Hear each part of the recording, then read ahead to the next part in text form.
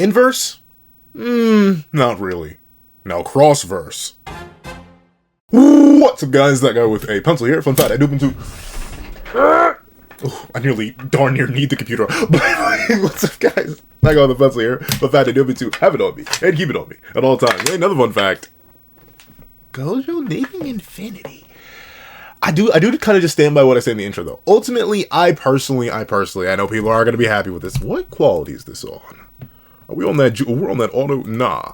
68, yeah, quality increase. But I'm personally in the camp that Sukuna is the strongest in the verse. I know. If you know my history, you're like, but Pencil, you were the chosen one. You were supposed to hold up the Gojo glaze, not abandon it. But ultimately, I think the narrative pushes it. I think the fact that he won pushes it. I think the fact that he has a stronger body. But like there's a whole bunch. I've done it before in other videos. I'm going to make my own proper video of Heian-era Sukuna versus Shinjuku Gojo. Lord. Wrong series. But essentially, I've done this, I've done that. But I'll be real with you. Despite what the Shinjuku Showdown scaling may imply for certain characters, sometimes, with certain interpretations, completely ignoring a whole bunch of context. Hold on. We're gonna rise up. I'm personally in the one singular camp that it goes Sukuna at 1, Gojo very close behind, and then a massive gap between whoever you think number 3 is. If you think it's Kashima, more power to you. If you think it's Yuta, more power to you. If you think it's Maki, Toji, Yuji, whatever, I don't care. There's still a large gap, a hefty gap, a juicy gap, a scrumdiddlyumptious gap that even if you were to pluck Infinity off of Gojo, he still beats the brakes off of every single character in the verse with the rest of his kit. Is that bold? Is that brash? Is that crazy for me to say? Who actually beats an Infinity-less Gojo outside of Sukuna? Can't be Raga, we saw him get vaporized. Can't be Aito, we saw that get vaporized. That was just by a blue, by the way. Can't be Yuji, can't even really, probably can't even tag Gojo anyway. Even with Infinity down. We know he would lose the domain clash. Everyone gets unlimited void diff. Everybody. Yuta gets unlimited void. Everyone gets domain diff. That's not Infinity, that's just the application of the limitless in domain. As if you take away Gojo's Infinity and domain and purple and red and blue, he's still... Okay, now he would lose a whole bunch of speed. Then he'd start losing. But still, that's the thing. Just removing Infinity, I don't really think it does all too much for his placement inverse. But cross-verse, he kind of needs it. He kind of, and you may be like, whoa, Pencil Man, what are you talking about? And the main reason I say that is because of 2. 1, unless you're equalizing stats or highballing the JJK verse isn't that strong. I'll be completely real with you. The highest wank you can get the verse is like star level if you really like all over Yuki's black hole and say Gojo and Sukuna scale above because they're stated stronger, and also the inaccessible prison realm. Like no time in there, Gojo can still move and think and talk and do push-ups and whatever. Like bada bing bada boom. That's it. But like, ask anyone anywhere, or try to argue that anywhere, with anyone, anywhere, and they will laugh in your face. I will also be there in the background. You will hear me behind you. But with it being the case, that's not really the thing. So Gojo gets viciously outstatted in a whole bunch of places, and unfortunately, as broken as Infinity is in his universe, and as broken as a lot of his kit and stats are in his universe, I'm gonna say it, you throw that man into MHA with no Infinity, he gets washed by like half the top tier. Not even half, the entire top tier of that verse just beats the brakes off of Gojo before he can activate anything. Depending on how you scale their speed and his speed. And same thing in something like Seven Deadly Sins. Same thing in something like Black Clover, Bleach, heck, One Piece. Like, and I just come from a guy who hasn't even read One Piece. Like, legitimately, just the JJK verse itself is weak enough that Gojo needs Infinity to be relevant cross-verse. It's like how I would say Sukuna needs something like the World-Cutting Slash to be relevant at all cross-verse. And plus a whole bunch of speed wank. Like, you need to do things to get the 2 top tiers of this verse to be powerful elsewhere. But I say you pull Gojo out, no Infinity, in almost any other... Not any other. Because, like, he still wipes Demon Slayer, no Infinity. Like, come on now, it's Demon Slayer. But... And Attack on Titan as well. But like there are popular verses that he still definitely wipes on his own, no Infinity. But the big ones that you hear are in battle scenarios, like you see the Naruto versus battles everywhere, he's not doing nothing without Infinity. Like he needs certain things and he needs generous scaling. So does he really need Infinity? My overall verdict, inverse, no. Out of verse, yes. Yes. He would lose to Kid Goku without Infinity. I promise you that. But with it being the case, as you can tell, I am an individual who loves to yap. So the link to the original video will be in the description down below to Lumiere's channel. Lumiere is a fire JJK content creator. He's been producing consistent JJK content, and he's been covering a whole bunch of hypothetical scenarios. I'm going to be reacting to more and more of his videos, but he's a fantastic content creator. I like to yap. If you want to see this 10-minute and 24-second video completely uninterrupted, please go check him out. Please go leave a like on the video. Tell me your boys thank you, all that good stuff. But let's not waste any more time. Let's hop right into, does Gojo really need, well, I put the emphasis on the wrong word. Does Gojo really need Infinity? Wait, I made a mistake. Oh, sweet mother mercy, I was scared. Oh, I was scared. You good? You good, Schnuckums? Yeah, wait, let me see. I literally can't tell. Yeah, it's good. Hold on. Yeah, we cooking. Yeah, hold on. Yeah, we cooking with gas. All right, let's hop into it. Infinity, Gojo's ultimate technique. When Gojo... Whoa! I wouldn't say that's his ult. I mean, like, then again, in a cross-verse sense, probably. But in universe, I wouldn't say... I mean, it is kind of... Well, like, his ultimate ability, I suppose, in the sense of that, like, it's the thing that made the Gojo versus Sukuna fight to last so long. Then yeah, I guess that is his ultimate ability. But like in the general context, it'd be purple, it'd be unlimited void, it'd be the things that are like actually, you know, insane and top of the line. Let's see. Because the thing is, right, the only time we see Infinity used offensively is against a character who's infinitely weaker than Gojo and Hanami. Like if we got to see Gojo use Infinity more offensively against Sukuna or Ahito and Maharaga, then maybe I'd be like, oh yeah, it's the perfect offensive and defensive. But it's much, how do I put this? It's a lot less almighty push coded than you think it would be. Like the Shinra Tensei, at least according to the data books, it negates all jutsu that come in contact with it.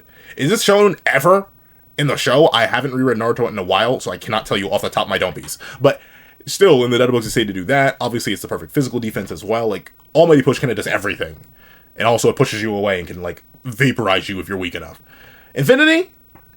It's shown to do it once. Like, it's a really durable disaster curse, but, like, compared to Gojo, that durability didn't matter. Let's see. Call Gojo if you want Ken Fraud Coup to run away. I'm JJK enthusiast. I mean, yeah. Hey, if anything, call Yuta. Maybe call Maki. Hey, on a bad day, call Hikari. Okay, maybe not Hikari. Maybe not Hikari. Let's see. Was mentioned, the first thing that comes to mind is Infinity, the power to be untouchable. But what would happen? That is true, though. I do agree. Most people, like, especially in the cross-verse sense, a lot of people will immediately go to Infinity when discussing Gojo, and it's natural, right? Like, it's the thing that I don't want to say put JJK on the map, but very specifically put Gojo on the map in the cross-verse sense. Like, it was, hey, this guy can't be touched, and it's like literally an actual application of a mathematical paradox, which means it's hard for characters who drastically outscale him to even touch him. That's when everyone's like, whoa, wait a minute. And then everyone started looking towards JJK. So low-key, Infinity did put JJK on the map. But that may be, I know some people are going to be like, Pencil, how dare you? And I know it sounds a little bit blasphemous, but am I wrong? Let's see. If Gojo didn't have Infinity, could he still win the fights he's had in the series? Will he still stand out? Can Gojo's talent outmatch the loss of his greatest technique? Yes. Yeah. At least in terms of the fights he won, yeah. Every single fight. Literally every single fight. Because let's see. Let's cover all of his battles. He probably, like, if he doesn't have Infinity and he knows he doesn't have Infinity, the knife guy from Hidden Inventory still doesn't matter. He probably would be forced to heal off some of Jogo's damage if he even lets Jogo hit him if he knows he doesn't have Infinity. And then he just still violently diffs Jogo and domain diffs him. Then, obviously, Hanami ran away, and plus that was Hollow Purple, that wasn't really even an Infinity interaction. What else am I missing? What else I think? He literally couldn't use Infinity except for when he crushed Hanami in Shibuya, but like, okay, he does anything else to absolutely eviscerate Hanami, and then still gets sealed anyway. Then literally it's Sukuna, who he lost to, while he had Infinity. So like, nothing changes. Like literally nothing. So we're going for inverse, nothing changes. In this video, we will be going over every single fight Gojo has had and analyze if he could still win without Infinity. One thing I want to... Oh, and he breathed the brakes off Miguel too. I forgot about JJK Zero, but like there's that. He grabs Miguel by the ankle and just beats him. Like unfortunately, that's still just a horrible matchup. clear up before we get any further is what I mean by infinity, because someone who isn't well versed in the series may be a little bit confused on what I'm talking about exactly when I say that Gojo won't have infinity. So to sort of break down what situation we'll be putting Gojo in, he will have everything in his arsenal, of course, of what he has unlocked up until that point. So for example, if it's the first fight between Gojo and Toji, he'll have everything he learned up until that point, except infinity. And by infinity, all I'm have every— Hold on, let me glaze real quick. Azure, I think this is, he does fantastic colorings, dog. Like, as a person who is a guy with a pencil, shockingly enough, I hate coloring things. It's just like, I'm pretty sure, who knows, maybe this isn't Azure, but it looks so close to his style. I think it is. That man's insane. And if that, I think this is Azure. I think I've literally used either of these images before in previous thumbnails because they're that good. He's peak. Let's see. Everything he learned up until that point, except infinity. And by infinity, all I'm talking about is the neutral version of limitless, which to simplify is the barrier that stops things from touching Gojo. Now let's get into breaking down each fight. We're going to do it chronologically, and as we mentioned earlier, everything is going to be the exact same except for Gojo having infinity. So if in the original fight he had some sort of nerf, in this version he would also have those nerfs too, but he just won't have infinity. I just want to make sure we're in the same boat. Everything is exactly the same as the original fights, except no infinity. So the first fights we'll be covering are the Teen Gojo fights. The first real fight we see Gojo have in hidden inventory is against Group Q. In this fight, Gojo got attacked with some knives, and he was able to stop them with infinity, but he just looked like such a show-off. Now in this case, he wouldn't be able to do that. But considering that Gojo right after this one-shot this guy, I think he'd probably be able to easily dodge these knives. I mean, Geto also just destroyed the other guy in the building. So if Geto can do it, Gojo should be able to easily destroy this guy. It's not like the knives took Gojo by surprise. If anything, it was like Gojo knew already, which makes sense because of his heightened vision with 6 eyes. I don't think anyone would disagree with this. It isn't rocket science. Gojo can just blue this guy and or speed blitz him and not have to worry about not having infinity. So the first fight, Gojo wins. The second fight Gojo has, it's kind of the same thing really, which is against the Shadow with a stupid bag over his head. Gojo barely even used— We're gonna gamble that, editing me. I know you probably don't want to, but we're gonna gamble that. Used infinity in this fight. He mostly just defeated them by using blue and just straight up punching him. No, he's clearly faster than them, so he definitely won't be any worse without infinity in this fight. He would literally just one-shot them by punching them or making them collide with blue. So Gojo wins again. Now this third fight is a pivotal fight for Gojo. This fight is the first fight Gojo and Toji have. Their first meeting, when Toji broke the unbreakable. So this fight ends up being pretty much the same. Now you might be thinking, wouldn't Toji's plan change because Gojo doesn't have infinity anymore and therefore can't stop him? Well, not really. For Toji, infinity has never been an issue. The issue for Toji is the 6 eyes, because despite Toji— Well, actually, I do low-key disagree a little bit there. Toji would have killed him. So, well, actually, would he have though? Because he didn't go for the head. Nah, he's right. No, it wouldn't have been a difference. Because, like, immediately Toji says, oh, I went for a regular katana so you couldn't sense me. But, like, if he didn't stab him in the head in the original timeline, he's not going to stab him in the head in this one either. And then the fight kind of just goes basic. Like, he does, the only thing that changes is that Toji likely gets active faster once the initial plan fails. Like, he may just pull out SSK and diff him. Because, like, there's no need for the Inverted Spear of Heaven. In fact, he doesn't even pull out the Inverted Spear of Heaven until he's going for Gojo's throat after the fly hits. It's like... Actually, no, he does bring it out a little bit because Gojo notes the Strange Curse tool. But... yeah, this fight doesn't really change. Toji being undetectable due to having 0 curse energy, Gojo's able to sense him with 6 eyes, despite him not having any curse energy. Gojo is the only one that has been able to do this. Now, notably, actually, I think it was chalked up more to Gojo's, like, insane natural instincts. It wasn't actually the 6 eyes. Like that's the thing. He's a teen thing, and he is tired at the time. But even teen Gojo, who's much older than this kid Gojo, who senses him, he very specifically notes, I can't see him. I can't perceive him. So I don't actually think it was Gojo's 6 eyes that allowed him to do that. It was his instincts. And that's the whole reason Toji waited so long. He was like, I wanted you to get EP, bro. Like, real EP. Like, super EP. That your super crazy, insane, next level instincts would not pick up on me. I wanted to dull those instincts and give you back shots. And he dulled the instincts and gave Gojo back shots. But then Gojo came back and gave him vicious, horrific, legendary, literally life-changing and life-ending front shots. That's it.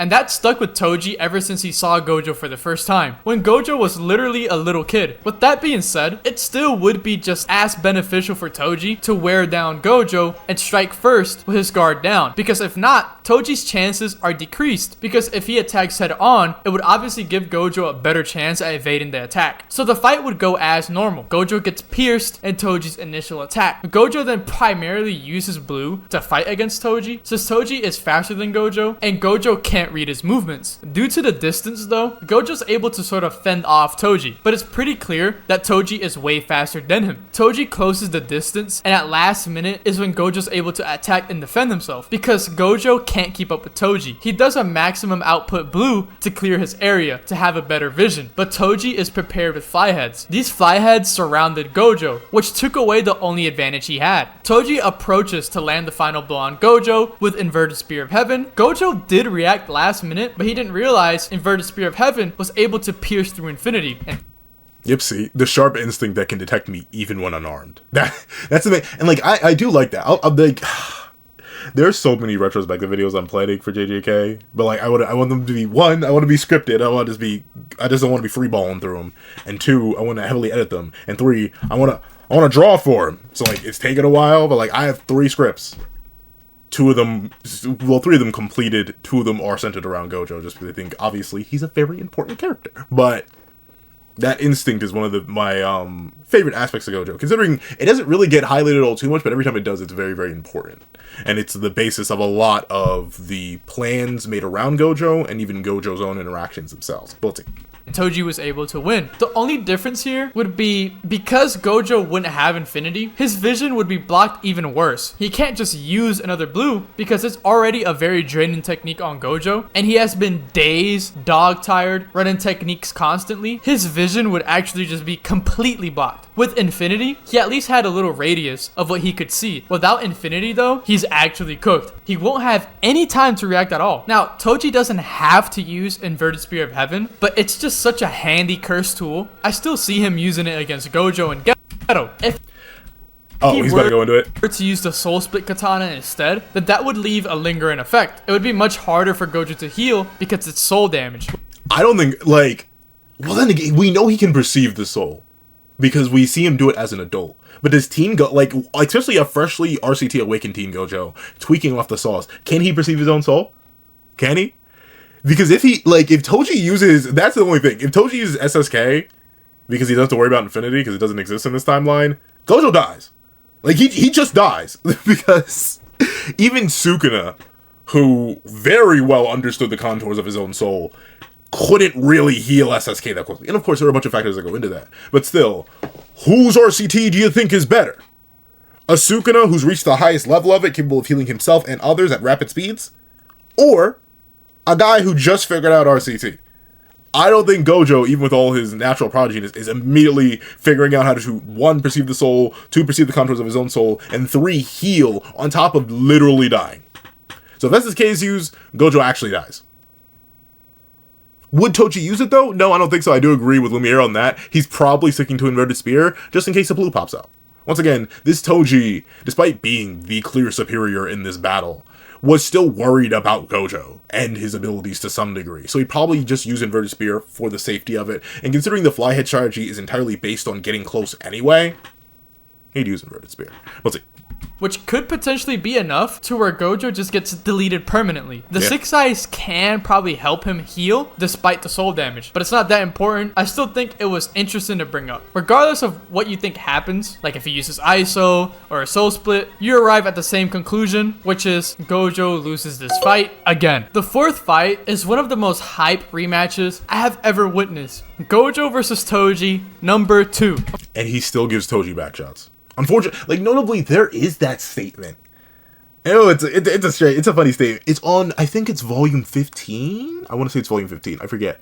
But apparently, but notably, this wouldn't even apply to this fight, because specifically Toji stayed to be out of his prime. He says he's getting his groove back, but, like, you can get your groove back and still not be in your prime, right? Like you can do old actions and still not be as good as them at them as you once were. So that's what I think that statement implies for Toji. Because I've seen a lot of people say, oh, Toji and Maki have to be fodder because Prime Toji still exists in him. No, Come on now. Come on. Like, there's a reason that Gege made a statement well after Hidden Inventory talking about how Toji Zenin was summoned by the grandmother because that was his prime best self. Togi Fushiguro was out of his prime. Now, how quantifiable that is, I don't know. I don't know. I have no idea what the difference is, but it is a difference. But specifically in that volume statement, I think it's on the back of 15, it says a mysterious man equal in who once stood equal in power to Satoru Gojo reappears or something like that. I forget the exact verbiage of the statement, but it's a weird, crazy statement to like shoot Toji through the roof. And notably, this fight is also like at least implied narratively in external materials to be like a lot closer than it seems to be. Like if you just read the fight in the manga and even in the anime, it looks like Toji's basically moving in slow motion to Gojo, but apparently it was supposed to be a high diff fight and Toji was apparently equal to him, or at least in his prime Toji was equal to him. So like, I don't know, it's weird. I'm not gonna say that it isn't, but just based on what abilities were actually used in this fight, nothing changes. Unless you want to argue Toji tries to stay up close with SSK instead of using Inverted Spear, and he doesn't try to resort to the Chain of 1,000 Miles. He probably wouldn't, because he sees Gojo uses his RCT and uses Red, so he'd probably still, if anything, stick with Inverted Spear of Heaven just to deal with Red. Like that's probably what he would do. It's the safest and most logical option in that moment. And of course, the safest and most logical option turned him into the Apple logo. So like, he's going to be turned into the Apple logo again. We'll see. I'm going to say this right now. This is the easiest one to analyze because Gojo didn't even use Infinity once. Yeah. He used about everything else except Infinity in that fight. So this would result the same fight basically, which means Gojo wins. By the way, at the end, we'll have the win-loss ratio for Gojo without Infinity. The fifth... 2 losses. It's only going to be 2. It's going to be that first round against Toji, and it's going to be Sukuna. Those are the only 2. Like genuinely, there's nothing else he loses. Like I said, inverse Infinity doesn't matter all too much except for that first Toji matchup when he isn't even like the Gojo you're talking. Like who talks about pre-awakened Gojo? Like who really? Unless you're like me, who's being freaky and geeky and preparing a video talking about pre-awakened Teen Gojo versus the heavy hitters of Shinjuku and talking about how pre-awakened Gojo is still technically a high tier just thanks to his kit. All that, other than me aside, who talks about pre-awakened Gojo? It's always awakened Teen Gojo and how he matches up against the heavy hitters, or adult Gojo. All of which, come on now, they're broken with that Infinity. Let's see. This fight is the first fight out of Hidden Inventory, which takes place in Volume 0. Miguel versus Gojo. And he still beats the brakes off him. It's unfortunate. It really is unfortunate. Especially considering, like, despite Miguel's implied relativity to Gojo, he stated in equal and external materials, and then Gojo glazes him during the Shinjuku Showdown retroactively. But, like, we don't see him do any damage. And, of course, but Infinity, though, it didn't matter. Remember, the Black Rope disrupted Infinity, and it still didn't do anything. Gojo was still that much stronger than Miguel. So, like, nah, nothing changes. This is just another one-sided domination. This is all that would happen. Again.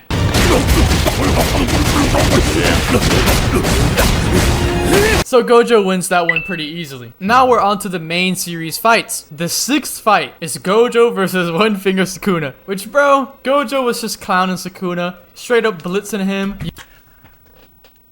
I'm gonna talk about this fight more in depth. I'll wait because I'm making the finger video too. Because a lot of people I know it was in a Lumiere video, I think. Another Lumiere reaction. I was talking about how, hey, I don't think the fingers actually do much for his output or anything like that. I think he hits the cursed energy cap off the first finger, and a lot of people are like, that's what? But the only thing I raised to you, for everyone who thinks the fingers are either flat multipliers, exponential multipliers, bada bing bada boom, they're 5%, then 10%, blah blah blah. I ask you a question. Do you think that Sukuna got 20 times stronger? If so, how much do you think Gojo was holding back in this initial fight? And how much damage did Gojo do to Sukuna realistically in this battle? And then think about the amount of damage that Gojo does through his attacks on a Sukuna who just incarnated, and then how much damage he'll go on to do later. And think about the relativity into damage. I'm not gonna go too deep into it. Once again, this ain't the video for that. But we'll just put it in your dome piece. Put it in your dome piece. Let's see. using him as a chair, playing around. Gojo not having infinity isn't gonna change any of these fights so far. They are just pretty one-sided. Plus, like, it really isn't a fight, because after 10 seconds, Yuji just suppresses Sukuna. But anyways, we'll just give that W to Gojo. The 7th fight is Gojo versus Jogo. Now, this fight, Gojo actually used infinity a decent amount. But still, like, that's the thing. If Gojo knows he doesn't have infinity, he just dominates Jogo. He doesn't even play with it. He may not bring Itadori around just for safety's sake. And that actually, well, no, because Kenjaku would go on to tell Sukuna about Unlimited Void later anyway. But like, Jogo just doesn't even get the chance to have false hope. Gojo would just give him back shots. I gotta stop saying back shots, bro. But mind you, this is a chapter that revolves around exposition. So they're explaining Gojo's infinity, domain battles, which they obviously need to show to explain. So it's not like Gojo was using infinity because he needed to. He was showing off, and it was Gege's way to show us how the technique works. When Gojo is done showing off, we literally just see him blitzing Jogo very easily and beating him up, so he can just dodge any attacks Jogo throws at him. The insects Jogo summon can be easily defeated with blue. Yeah, Jogo is getting done dirty again. That's another Gojo W. The 8th fight is the Shibuya fight against the cursed spirits. So in reality, this is a little tricky because there isn't really like a win-lose situation, but we'll go over. Yeah, he's right, because technically Gojo doesn't win that fight. He doesn't really, like, he UVs, which should have led to a win if he was better. Well, again, no, not really. I don't blame Gojo for not actually executing everybody there, only executing the transfigured humans. The only person whose head he could have ripped off maybe was Choso's, but ultimately we know Jogo can regenerate from a head, we know Maito can regenerate from a head, and specifically Gojo was in curse technique burnout at the time because he had closed infinity. He hadn't figured out the brain refresh yet, so he couldn't have immediately, instantly, easily one-shot Jogo or Hanami, or Jogo or Mahito in that moment. I'd say he'd be able to one-shot Choso. I think he could rip Choso's head off. I really think Gojo still drastically outstats that Choso especially. But in terms of the fight itself changing, I don't think so. The only thing that would probably change is instead of Gojo just straight infinity flexing on Hanami, he'd probably just straight and then launch a whole blue at him. Or red if he's feeling like extra deep. Like, he could easily still eviscerate Hanami. Probably just in a similar vein how he eviscerated Aito, just be way smaller scale. Let's see. For it anyways, and see what would change for Gojo. I don't think much would change. Anything that he stopped with infinity, he can just dodge. Like, for example, when Jogo and Hanami are rushing Gojo, Choso launches an attack too, and Gojo stopped it with infinity. But then, he just jumped out of the attacks, which he could just do without infinity also, to dodge Choso's attacks. He's fast enough to deal with any of these attacks. He's way faster than Jogo, so without infinity, it still shouldn't be a problem. The only thing holding Gojo back are the civilians. If it wasn't for them, this fight would be ended quickly, with or without infinity. The only attack that seems worrisome is the Mahito and Choso combo attack, but Gojo recognizes they're literally just attacking civilians, which doesn't benefit them, and Gojo is willing to make certain sacrifices. So if he really needed to use blue or something else to dodge that, he would. Obviously, Hanami would get deleted the same way he did originally. Gojo would just have to end up doing the 0.2 domain again, and the fight would end just as it did originally, which ends by Gojo being sealed by Kenjaku. So technically, they win in this instance, and originally too, just because the plan works, but Gojo without infinity still doesn't lose any of the fights. So I'm going to count that as a Gojo win. I would too. Just generally speaking, because like, and that's the whole point. Like that's the one thing I'll give Gege. He very specifically built the early narrative around sealing Gojo. So like, technically, it's a Gojo L, but it's an L through pure domination. They had to remove bro from the plot for the plot to plot. And if that ain't a dub, I don't know what is.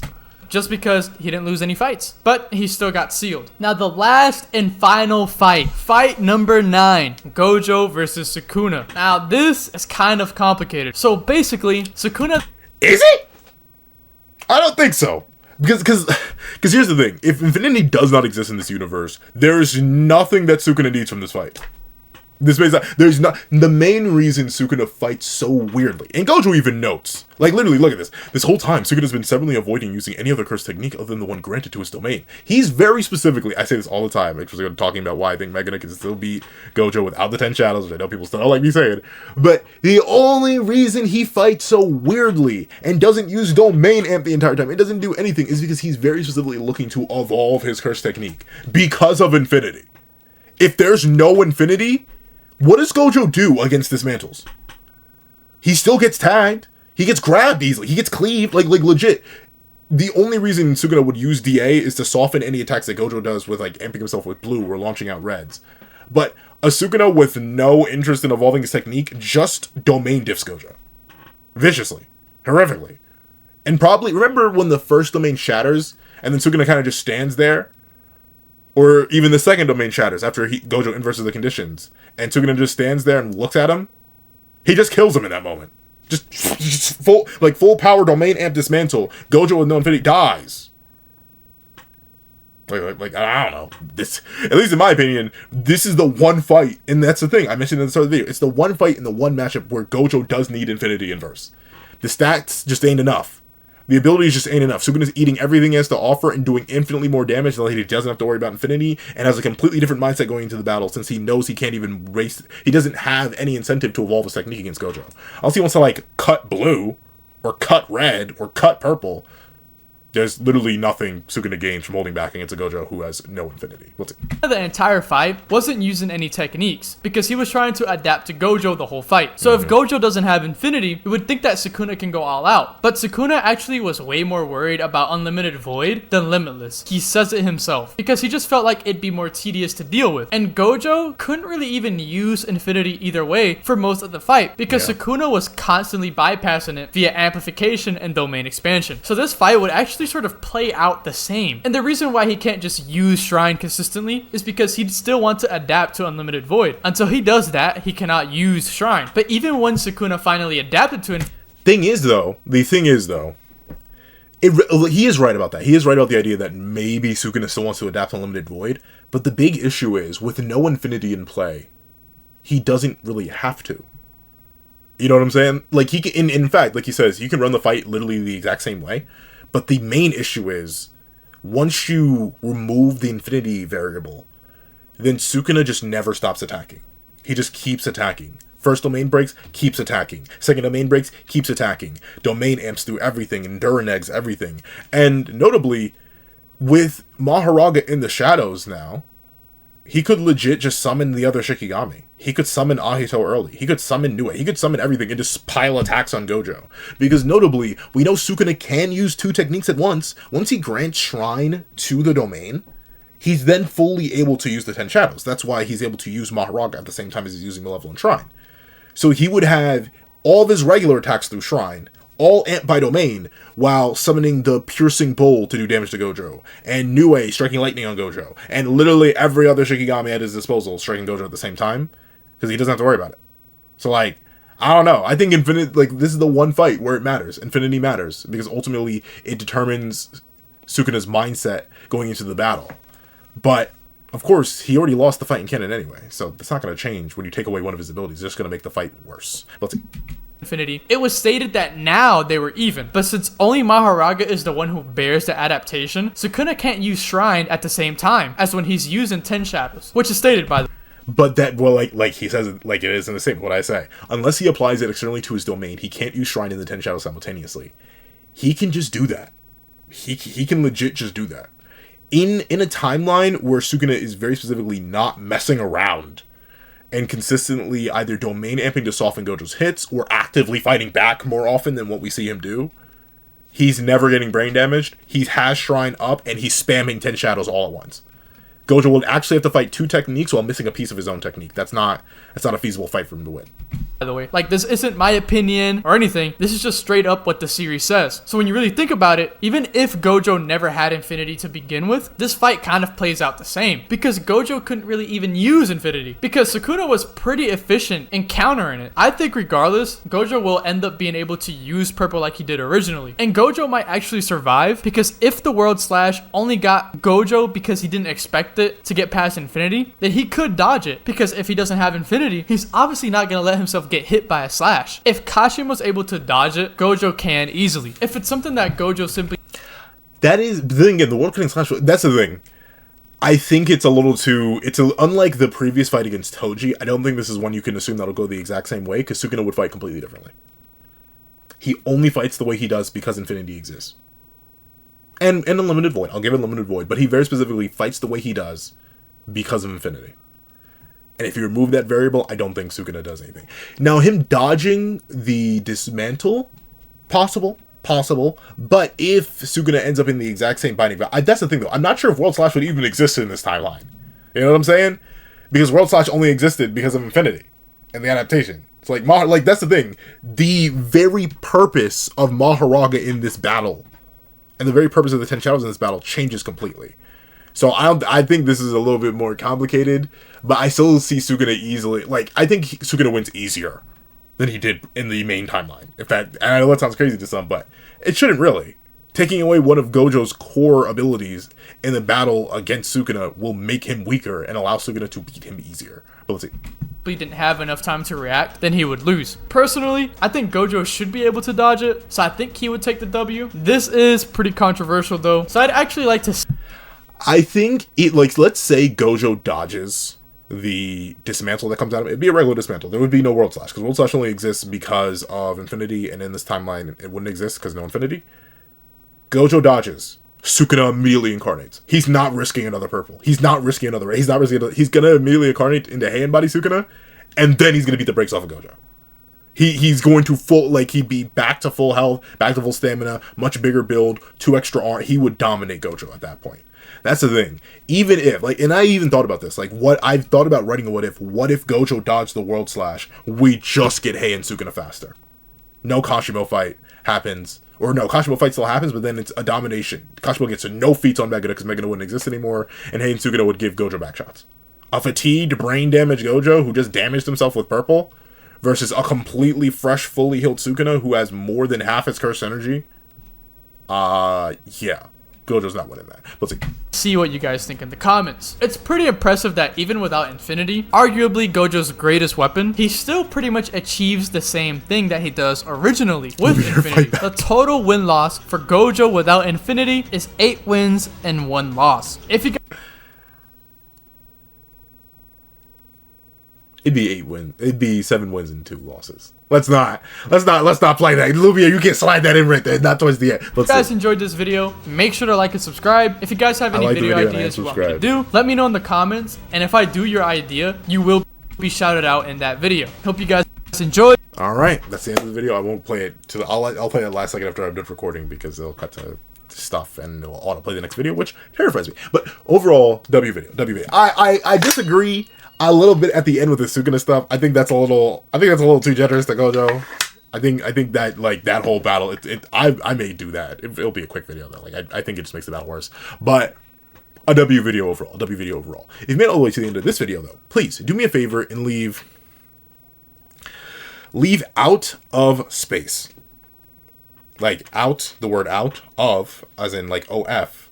Not that OF, but of, like, OF of space, as in, you know, space, in the comment section down below. I'd like to thank you so much for watching. Please remember to leave a like, share, comment, and subscribe. Make sure you hit that little notification bell so you not miss out on any videos that come to the channel. Also, I do want to have a Patreon down below where you can support me for as low as $1 a month to get things like exclusive videos, early content, and more. You'll also now become a member of the channel for as low as $3 a month to get the same perks and more. Some of those perks include the live reactions to the series I happen to review, and free variations of all my videos, and if you become a $25 patron or a $25 member, you can order whatever video you want. Also, I do a link to my Ko-Fi in the description down below, where you can drop 5 beans for a short video, 25 beans for a long video, or any beans at all. Any support is always greatly appreciated. Now, I'd like to thank you so much for watching. Once again, and I hope you guys have a wonderful day. This is that guy with the pencil, writing off.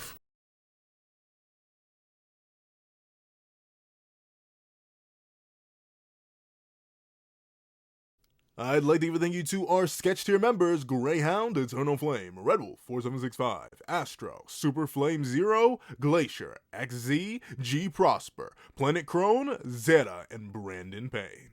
Then I'd like to give a thank you to our line art tier patrons: Sean, Midnight Lord 21, Kevin, Encarnacion, and A+A. And then I'd like to give a huge thank you to our ink tier members: Fine, Austin Wimberly, Euchiha, Yuki Ally, and Carlo Alaimo. Then I'd like to give a gargantuan thank you to our digital art tier members: J Warrior and AZ Void. Then I'd like to give another gargantuan thank you to our colored art tier patrons: Overlord Zero, Waki Minoz, and Idem Okami. Then I'd like to give a final legendary top of the line thank you to our That Guy with a Pencil tier patron, the glorious king, Calvin Elder.